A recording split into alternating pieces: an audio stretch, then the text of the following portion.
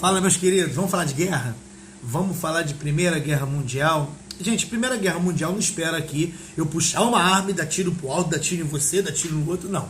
Primeira Guerra Mundial, a gente precisa entender, pelo menos, os contextos que a guerra estava envolvida. A primeira coisa, a gente precisa entender que existia uma chamada paz armada. O que era paz armada?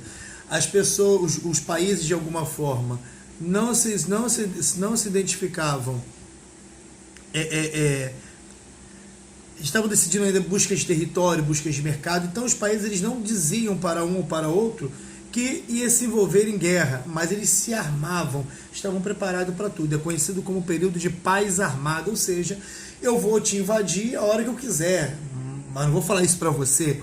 Então esse contexto, essas tensões, essas rivalidades, a França perdeu território produtivo, a França teve problemas com a estrutura de perder territórios e não conseguir financeiramente voltar. Os países estavam numa busca desenfreada na África, a divisão de território na África. E aí surge, na verdade, agora, alguns acordos, as chamadas tríplices, ou seja, são acordos comerciais e militares de países que fazem uma amizade, política, uma amizade diplomática, uma amizade até militar também. São duas. Itália, Alemanha e Austro-Húngaro formam a Tríplice Aliança. Reino Unido, França e a Rússia formam a Tríplice Entente. Esse clima estava meio assim, não de invasão do outro, mas estava um clima meio hostil, no sentido de busca de território, porque esse tem mais na África, porque o outro não tem, e precisava ali um pontapé inicial. Então os motivos da Primeira Guerra Mundial foi o nacionalismo exacerbado, exaltado, as pessoas queriam que a sua nação fosse maior. A França queria uma revanche da Prússia, porque na Guerra Franco-Prussiana tinha perdido território.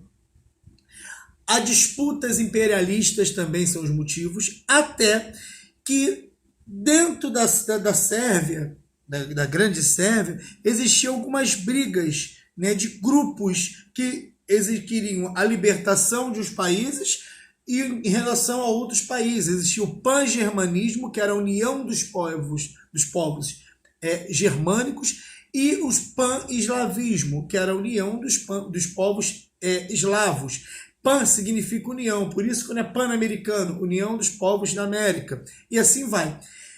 Um desses grupos, chamado Mão Negra, cometeu um atentado contra o herdeiro do trono austro-húngaro. O nome do herdeiro desse trono austro-húngaro era Francisco Ferdinando. Nesse exato momento, há uma cobrança para descobrir quem mandou, como é que ele foi morto. Na verdade, isso acaba gerando a Primeira Guerra Mundial. Isso foi o estopim. O motivo já tinha, só queria o pontapé inicial. Nesse primeiro momento, existem as três fases da guerra. A chamada primeiro momento, que é a guerra em movimento, onde começam as invasões dos países, especialmente pela Alemanha, que invade alguns países, tomam partido. A Alemanha declara guerra à Rússia. Então, a coisa, já que declarou guerra à Rússia, os que eram amigos da Rússia, dentro dessa tríplice, também toma a briga, toma as dores. E aí começa a Primeira Guerra Mundial, ou a Grande Guerra. Chama-se Primeira Guerra só quando há a Segunda. Até a Segunda chamava-se, então, Primeira Guerra Mundial, Grande Guerra. Beleza? E aí começam as fases de movimento, que é a busca de território, que é as invasões e tal. Depois surge a segunda fase da guerra, que é a chamada fase das trincheiras. Na página 79 você vai ver aí, inclusive, uma trincheira feita. Aqueles soldados ficavam ali estatizados, não se moviam. E a terceira fase da guerra, que foi a entrada dos Estados Unidos na guerra, e a saída da Rússia, que assina um acordo para sair, porque a Rússia, a gente vai aprender aqui, passava também pelo que nós conhecemos como Revolução Russa. Então, nessas três fases, a guerra se deu um momento. Essas imagens que às vezes a gente vê de guerra acontecem. Só que a trincheira onde o soldado ficava, que eu vou colocar alguns vídeos ali também bem detalhado de cada ponto que eu estou falando. E ao final da guerra se dá com a entrada dos Estados Unidos, que os Estados Unidos entra, né? E aí ela consegue finalizar a guerra. Ela consegue não só finalizar, como ela consegue ali agora a Europa devendo a ela.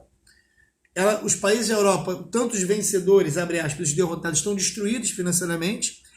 A mais ferrada nessa toda foi a Alemanha, que assinou um acordo chamado Tratado de Versalhes. O que era o Tratado de Versalhes? O Tratado de Versalhes culpava a Alemanha por tudo que aconteceu.